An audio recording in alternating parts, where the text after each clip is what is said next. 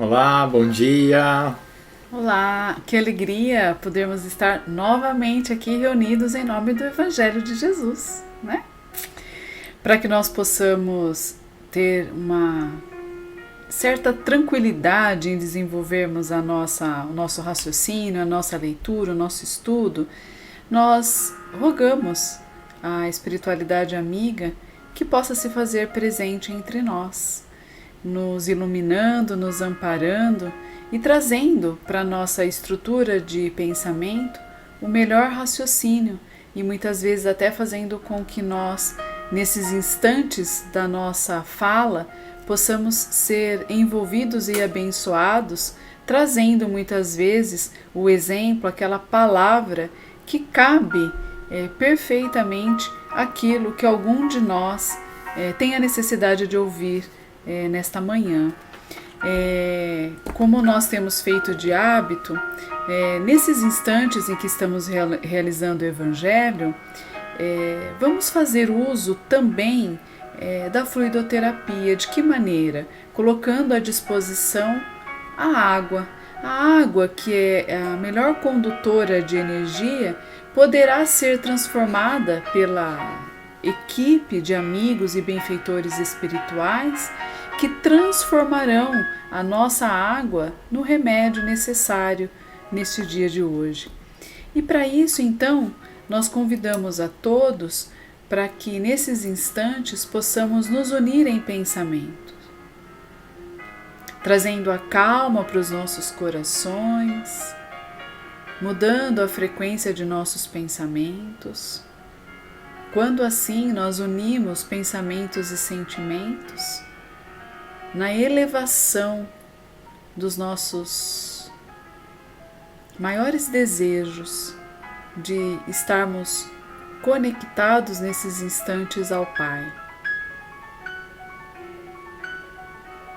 E desta forma muito singela e serena, vamos fazer aquela prece que Jesus nos ensinou, que pedindo para que sejamos acolhidos na nossa necessidade, que a nossa casa possa ser visitada, que a nossa mente possa ser trabalhada, pedindo para os nossos vizinhos, para a humanidade. Podemos rogar e podemos contemplar a Deus nesses instantes, também agradecendo por tudo que temos, por tudo que somos e por estarmos aqui neste momento. E renovando então agora os nossos pedidos e as nossas intenções, juntos, naquela oração que Jesus nos ensinou, que pede, louva e agradece, vamos dizer: Pai nosso que estais no céu, santificado seja o vosso nome. Venha a nós o vosso reino, seja feita a vossa vontade na terra, no céu como em toda parte. O pão nosso de cada dia nos dai hoje. Perdoa as nossas ofensas, à medida em que vamos perdoando aqueles que nos têm ofendido. E não nos deixeis cair diante das ilusões, pois somente a Ti pertence o reino e a glória para todo sempre, que assim seja. Então vamos lá. Hoje daremos continuidade ao estudo do capítulo 7 do Evangelho segundo o Espiritismo, Bem-aventurados os pobres de espíritos, e hoje destacamos o item 10, que esse item será lido e acompanhado por vocês aí no slide. Deus dir-se-á, não poderia tocá-los pessoalmente por meio de prodígios evidentes, perante os quais os mais duro incrédulo teria de curvar-se? Sem dúvida o que poderia, mas caso onde estaria o seu mérito? E ademais, de que serviria isso? Não os vemos diariamente recusar a evidência e até mesmo dizer: ainda que o visse, não acreditaria, pois sei que é impossível. Se eles se recusam a reconhecer a verdade, é porque o seu espírito ainda não está maduro para compreender, nem o seu coração para sentir. O orgulho é a venda que lhes tapa os olhos. Que adianta apresentar a luz a um cego? Seria preciso, pois, curar primeiro a causa do mal. Eis porque, como hábil médico, ele castiga primeiramente o orgulho. Não abandona os filhos perdidos, pois sabe que, cedo ou tarde, seus olhos se abrirão. Mas quer que os façam de vontade própria. E então, vencidos pelos tormentos da incredulidade, atirar-se-ão por si mesmo em seus braços, e como filho pródigo, lhe pedirão perdão. Vamos lá então, né, Alain? Tantas ideias nos vêm quando a gente está estudando, né, está envolvido aí com a interpretação do texto, mas acima da interpretação, aquilo que nos toca, né? E acho que até o trecho escolhido representa bem isso, né? Quando aqui a gente vê no Evangelho a recusa da verdade, e a recusa é para o seu espírito ainda imaturo, ou muitas vezes imaturo para compreender essa verdade, porque não tem um raciocínio, não tem experiências suficientes para essa compreensão, mas também o Evangelho destaca nem o seu coração para sentir. Né? Então, eu acho que a gente iniciaria destacando essa questão de que é preciso experimentar através de diferentes reencarnações vivências que vão desenvolver as potencialidades do espírito. Como nós destacamos na nossa última conversa, as primeiras habilidades que são desenvolvidas em nosso espírito são as sensações, as emoções que envolvem essas sensações, e aí a gente vai desenvolvendo então pensamento, inteligência, um discernimento, uma razão que é capaz de fazer escolhas, né? E esse trecho do Evangelho, quando a gente ainda está refletindo sobre a questão do orgulhoso e tentando trazer aqui uma reflexão que vai nos deixar bem acomodado no argumento do porquê para nós é interessante começar a despertar o sentimento da humildade, né? Porque quando nós, o Evangelho nos coloca, estamos imaturos para compreender, ou até mesmo um coração que ainda não é capaz de sentir toda essa verdade, que possamos ser tocados pelas verdades do Espírito, é porque muitas vezes o orgulho, né, ou seja, a nossa postura, a nossa ação, ela está tão vinculada a esse orgulho, a essa vaidade, a esse egoísmo do ser, que ele é como se ele tivesse os olhos vendados, né? E essa venda é que adoece, essa venda é que desestrutura a essência espiritual do ser, porque vinculado ainda nas suas necessidades de conquistas materiais, de despertar da sua inteligência, do seu raciocínio, ele que eu digo assim, nós, o homem, né, o orgulhoso, no caso ele, né, o que ainda está no patamar ainda desse sentimento de orgulho, é porque ali é que ele está colocando o seu olhar, a sua intenção pela vida, o que é que ele valoriza, mostra a sua maturidade espiritual, né? E aí a gente observa que o Evangelho é muito claro que todos abrirão os olhos, porque é da lei esse nosso desenvolvimento, é da lei o progresso. Então todos nós abriremos os nossos olhos. Agora, a gente fica pensando, né, na posição de Deus, né? Porque se a gente.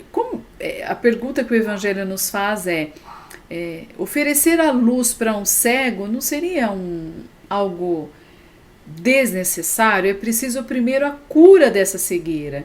E a cura dessa cegueira é o momento em que o espírito vai se defrontar com seu orgulho, reconhecendo aí inabilidades e sentindo então o impulso, a vontade, a necessidade de algo mais. E aí que é o que a gente entende que Jesus nos oferece, então, além do livre-arbítrio que a gente sempre fala, essa possibilidade de escolhermos e de fazermos as nossas experimentações. Nós temos uma certa liberdade de ir, de vir, de escolher, de não escolher, de decidir, né? E para que essa liberdade, nestas construções, tivéssemos o mérito das nossas obras, né? E aí, neste momento, é que surge, então, um desafio para que cada um de nós, então, seja convidado a nos esforçar na construção dessas virtudes. Muito bom, legal mesmo. Eu peguei assim desse trecho que você leu, essa última frase, desculpe. E então, vencidos pelos tormentos da incredulidade, atirar-se-ão por si mesmo em seus braços, e como filho pródigo lhe pedirão perdão, né? Eu acho que vem na continuidade do nosso pensamento que nós iniciamos na sexta-feira, quando nós destacamos o equívoco, o erro em que está o orgulhoso, né? Ele está julgando rápido, julgando raso, julgando errado, e isso o afasta de Deus, né? Ele não reconhece nem mesmo a força superior. Kardec usa a expressão, né? Se acha tão autossuficiente que não reconhece um poder maior que ele. Uhum. Né? E nesse não reconhecer o poder maior que ele se enclausura, ele se isola, né? Ele fica no seu mundo, literalmente. Acontece que a natureza é maior que ele, os fatos são maior que ele. E isso, mais dia menos dia, vai aparecer, né? A força superior vai aparecer. E se ele estiver enclausurado nesse mundo, ele vai se ver sozinho, né? E aí vai vir o desespero. Aí quando ele coloca ali, né? Cedo ou tarde seus olhos se abrirão, porque ele vai ser vencido pelo tormento da incredulidade. Olha, digamos assim, né? No nosso linguajar simples, né? Você não era suficiente sozinho? Você não se dava conta sozinho? Aí estão os fatos mostrando que você não pode nada sem mim, né? Colocando assim a força de Deus. Ao passo que o humilde, aquele que se vê como outros irmãos, ele é mais sociável, ele é mais relacionado, ele se relaciona melhor, inclusive em relação a ele próprio e em relação a Deus. Esse, diante da aflição, sabe que ele não tem poder, mas sabe quem tem, né? E vai buscá-lo, né? Vai buscá-lo no Espírito Protetor, vai buscá-lo em Deus, vai buscar nessa força interior, né? E aí ele se vê suficiente para superar a adversidade. Bem-aventurado, portanto, pobre de espírito, né? Bem-aventurado aquele que se põe de uma forma humilde, que não se isola, que reconhece o poder de Deus, né? Isso é uma coisa que me chama a atenção. Como também nesse capítulo, eu acho que eu vou ser um pouco desleal com a Rê aqui, porque eu acho que isso me ocorre agora, eu nem tinha combinado essa parte com ela, mas ela vai me perdoar, porque é um coração forte, valente. Nossa, tô misericordioso. Com medo. Ele vai falar de outro capítulo. Não. É que nesse mesmo capítulo tem aquela lição que vai falar lá do graças lhe dou, Senhor, porque ocultaste essas verdades dos sábios e prudentes, e as revelaste aos simples, né? E eu acho que nessa estrutura do pensamento que a gente está construindo, nessa forma de raciocinar, também se encaixa essa expressão. Sim. Não é? Por quê? O sábio, o prudente, né? O prudente era sinônimo de sábio. Hoje a gente entende o prudente de uma forma mais ampla, mas na época era assim, colocando como sábio. Ele trabalha com que força? Ele trabalha com qual expressão do espírito? Com a mente. Né? Ele está trabalhando unicamente com o campo mental, com aquilo que ele acha que é o suficiente. Né? Agora, a espiritualidade, a conexão com Deus, não se resolve no campo mental. Né? Ela se desenvolve no campo dos sentimentos, no campo da intuição, no campo das sensações até mesmo. Né? Então, são outras ferramentas da alma que o espírito vai utilizar para acessar essa espiritualidade. Quando você diz campo mental, você está falando do campo intelectual? Intelectual. Porque a mente, ela comporta todos esses atributos, né? Vamos colocar o raciocínio, né, naquilo que é o intelecto. Né? Sim, tá. O conhecimento, né, o orgulhoso, né, o sábio, o prudente, ele usa muito o raciocínio, usa a inteligência, né, o campo da inteligência. As outras ferramentas do espírito estão lá meio que escondidas debaixo da inteligência dele. Sim. Né?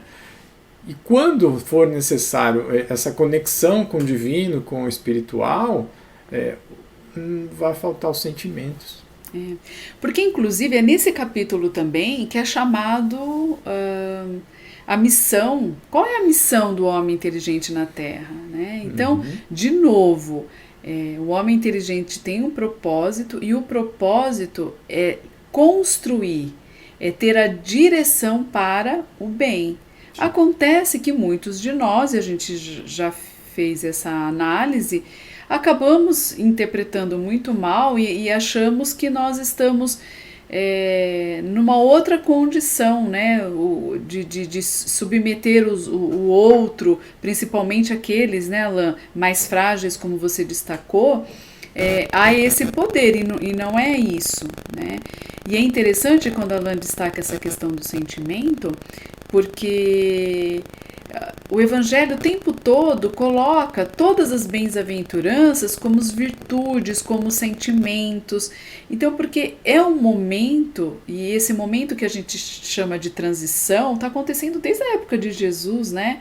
Quando ele começa a transitar, a chamar a gente a sair do mundo material e a entender o que é o mundo espiritual, ele já vai fazendo uma chamada para a gente transitar de forma diferente aqui na Terra.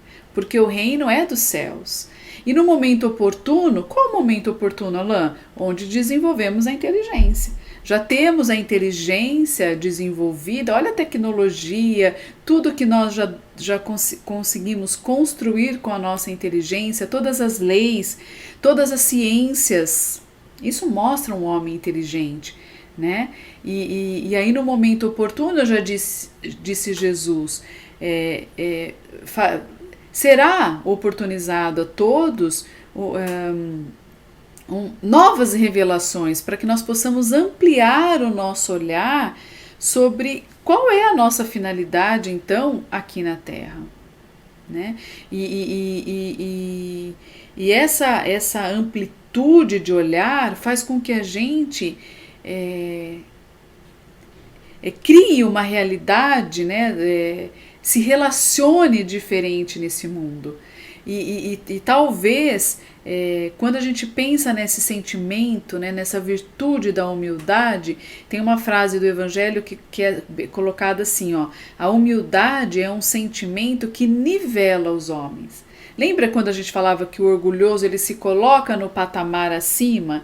E a humildade, na verdade, não tem essa diferença, porque ela nivela. E a humildade, ela nivela os homens, mostra que devem ajudar-se mutuamente e os encaminha para o bem. Então, inteligentes que somos e já revelados a nossa essência espiritual, nos cabe então ajustar a essa realidade.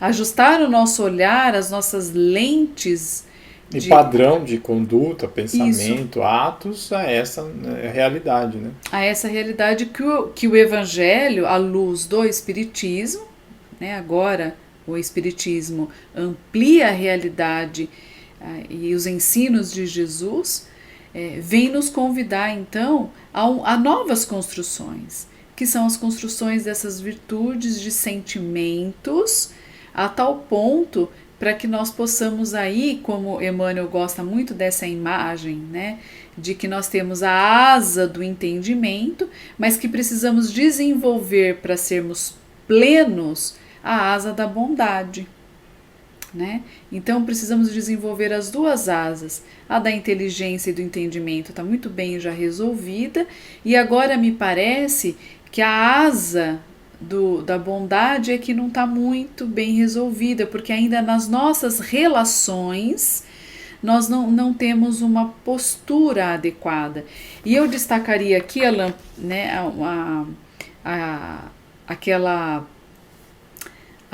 aquele exemplo que a gente gosta muito, que nessa construção do bem, eu construo o bem, né, para o outro, e na minha intimidade eu desenvolvo as outras potencialidades que me faltam, que é a consciência, o sentimento, as virtudes, para eu crescer e desenvolver essa asa da bondade. Então eu preciso desenvolver recursos aí, para que eu possa me relacionar, para que eu possa viver em paz comigo.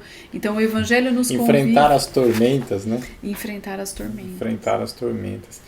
Isso é bem relevante também, e o humilde, ele se questiona, né? Uhum. Ele constantemente questiona os seus saberes, os seus valores. O humilde, justamente porque ele conhece os seus potenciais e as suas fragilidades, é que ele se investiga, né? Ao passo que o orgulhoso não, o vaidoso não. Ele acha que eu estou lá, é ali que eu sou, porque eu sou o maioral, e eu não preciso de nada mais do que aquilo que eu já sou, porque eu sou autossuficiente, né? E aí eu me lembrei, ainda aqui nesse capítulo, da passagem, da parábola que Jesus propõe quando ele foi jantar na casa do fariseu, né? E ele via que o pessoal chegava e ia tomar os primeiros lugares, né? E Jesus propõe a parábola, ó, quando for convidado para uma festa, para uma boda, procura os últimos lugares, né? Porque se você procurar os primeiros lugares, pode chegar alguém mais importante que você e o dono da casa vai te convidar a ceder os lugares e você vai ter que ir lá para trás e vai se sentir humilhado, né? E isso que, olha como é possível interpretar esse fato além essa parábola, além do fato em si, né, de quando eu for na festa escolher os lugares lá na frente, sair da literalidade da parábola e encontrar a sua essência também, ou a sua aplicação no momento. O espírito nobre, o espírito simples, o espírito humilde, ele reconhece a sua fragilidade, então ele não expõe, né? Ele não se vê como autossuficiente, ele está a todo momento se perguntando e buscando novos conhecimentos, o aprimoramento. Sim. Porque ele teme, talvez, né, que alguém mais sábio que ele apareça e coloque no lugar, né? Ao passo que, não, eu estou aqui estudando, estou trabalhando junto, estamos crescendo junto, eu não vou passar pelo dissabor de ceder a minha palavra para alguém, porque esse alguém tem mais competência do que eu, né? Então eu saio da imagem real da parábola e passo para a sua interpretação ampliativa, né? Questionando os próprios saberes. E nesse questionamento dos saberes como estou investindo o meu tempo, como estou investindo a minha saúde, a minha energia, que ferramentas estou atribuindo ao espírito, aperfeiçoando, não é? Quais são as escolhas? Porque os temporais virão, né? A gente está aí num temporal, não está? Sim. A gente está enfrentando um temporal, a epidemia, né? As limitações econômicas que a gente padece e padecerá mesmo ao final da pandemia, né? É uma tempestade. É uma tempestade, né? Para o espírito, uma tempestade para o ser humano, para o encarnado, que se vê desafiado, se vê... e diga-se passagem, todos igualmente desafiados. Todos, sem nenhuma distinção. Né? Todos estamos submetidos a isso. Há uma expressão que vai dizer está todo mundo no mesmo barco, né? A gente até conversou um pouquinho sobre essa expressão, né?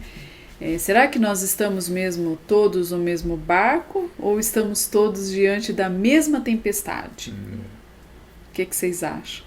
muito mais razoável, né? Entender que realmente a tempestade é a mesma para todos, mas nem todo mundo está no mesmo barco, não. Não está no mesmo barco, porque a gente vai entender aí o barco, né, Alain, como uma condição. Vamos imaginar assim que todos nós sabíamos que precisávamos sair em alto mar. Vamos para o mar. Vamos para o mar, né? Vamos viver, vamos descobrir, vamos nos desafiar, conhecer o novo.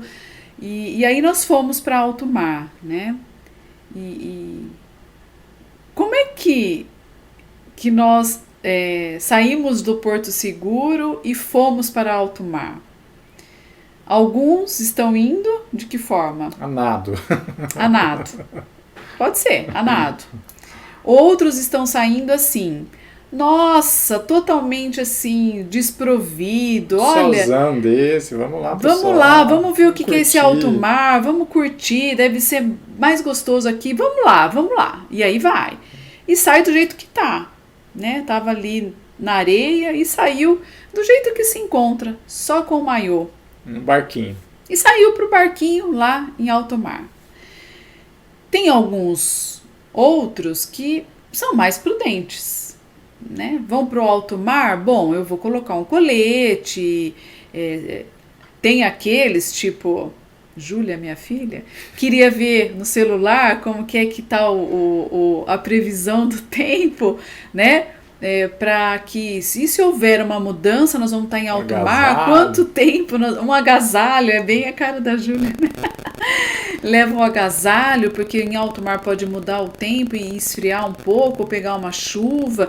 E aí tem aquele que está do lado que vai falar assim, mas espera aí, tá sol, como que vai ter chuva em alto mar? Enfim, e só quem já fez essa viagem, que já tem essa experiência, é que vai compreender e olhar para aqueles que estão saindo totalmente despreparados para alto mar e vai também saber reconhecer a qualidade daquele que já é precavido, que vai sair com colete, enfim. E vai ter uns que vai ter condições de ir num barquinho, vai ter outros que vai ter condição de ir numa lancha, outro vai ter condição de ir num iate, outro num navio, né?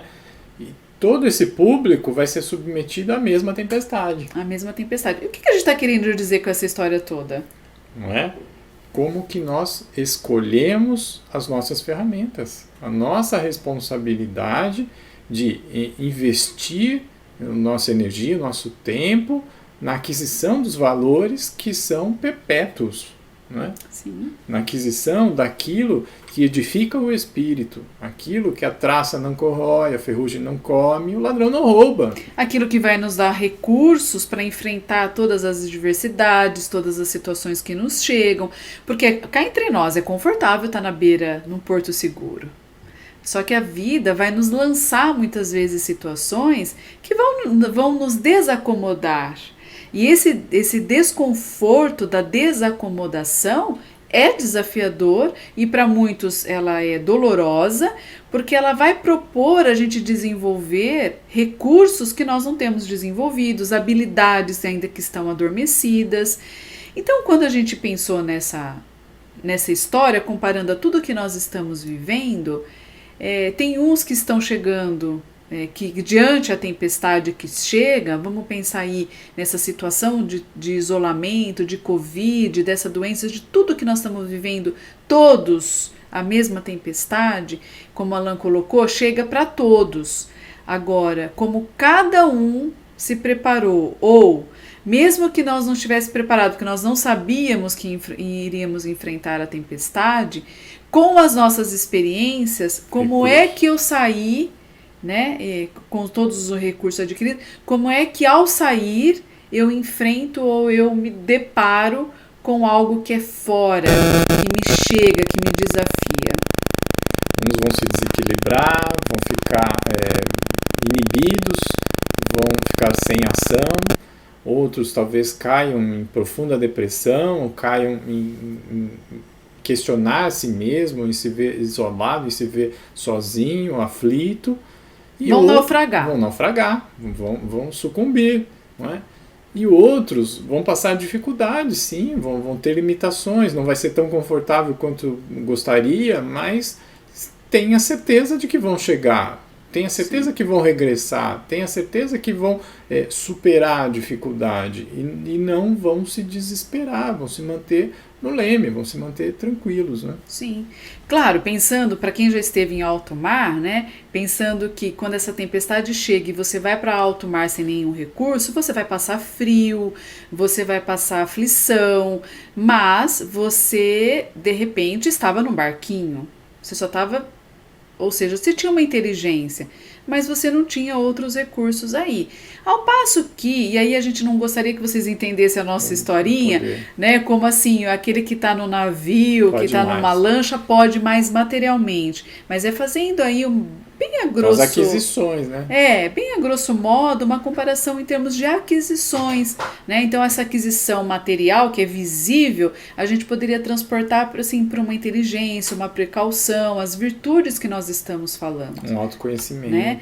E que ato de humildade aquele que já tinha tantos recursos e mesmo no meio daquele auê, daquelas pessoas que foram desprovidas, desavisadas para alto mar, ele sai ali com a sua mochila, onde ele carrega o essencial ali, uma blusa, ele carrega uma bússola, ele vai com colete, mesmo os amigos dizendo, você tá louco, vamos tomar sol, pra que isso? E ele tá ali, é claro que mediante a tempestade, de maneira como ela chega, ele vai nos derrubar, até mesmo esse que pode ter recursos, mas com certeza ele sofrerá menos as adversidades que chegam com a tempestade do que aquele que saiu nadando, que saiu com uma situação muito precária, e só quem já passou por uma situação de uma vivência em alto mar sabe avaliar o que é prudente, o que é sábio, o que é usar da inteligência, o que é um trabalho da coletividade, né? Eu não sei se a gente viajou muito, assim, com as nossas imaginações, né? Viajou no sentido de imaginar muito e não ser claro, mas que nós possamos ter deixado essa mensagem e finalizando, né, Alan, com essa frase que a gente selecionou, debruça-te humildemente sobre ti mesmo. Lança, enfim, os olhos sobre a realidade das coisas desse mundo. Despertai, meus irmãos, é um convite que o Evangelho nos faz. Sede generosos e caridosos sem ostentação. De fato. É o resumo do capítulo, sem dúvida nenhuma. Essas frases retratam bem isso. Tudo que o racional a gente tentou mostrar, e até mesmo tocar com as imagens, com as metáforas, essas frases resumem, coroam o nosso trabalho no final de semana. Então a gente se despede dos irmãos, desejando uma excelente semana. Eu espero que se sintam renovados, não porque nos ouviram, mas porque sintonizaram com as energias superiores do portal, as energias superiores dos nossos protetores, os anjos guardiões, os espíritos familiares que nos aproximam, protegem, né? Então, quando a gente amplia o nosso psiquismo a atingir a essa energia superior, que a gente se abasteça, que a gente se torne mais seguro, aprimore os nossos recursos de sobrevivência, né? E aí a gente se despede agradecendo a Deus pelo dom da vida, pela saúde, pelos desafios que colocam em desenvolvimento a nossa inteligência, a nossa criatividade, que nós possamos ter a força, a esperança renovadas diante das aflições. Aos irmãos que padecem as dúvidas do medo, da insegurança e das ansiedades, que possam receber o auxílio da espiritualidade maior, fazendo com que haja paz em seus espíritos, que haja tranquilidade, a convicção e a certeza de que uma mão amiga os ampara constantemente, que não existe a solidão no universo, que a solidão pode ser exclusivamente física, mas nunca é espiritual, que se elevem pelo pensamento até Deus, encontrando-o como Pai generoso, acolhedor, que supre as nossas necessidades e nos protege dos perigos. E a Ele rendemos a oração de graça, dizendo: Pai nosso que estais nos céus, santificado seja o vosso nome. Venha a nós o vosso reino, seja feita a vossa vontade na terra como em toda parte. O pão de cada dia dai-nos hoje. Perdoa as nossas dívidas, assim como perdoamos os nossos devedores. Não nos deixe cair em tentações e livra-nos de todo mal. E que assim seja. Que as nossas águas possam ser abençoadas e transformadas em medicamento salutar a todos nós, segundo as nossas necessidades. Isso aí. Mais uma vez, até logo, uma boa semana e até sexta-feira. Uma boa semana e até!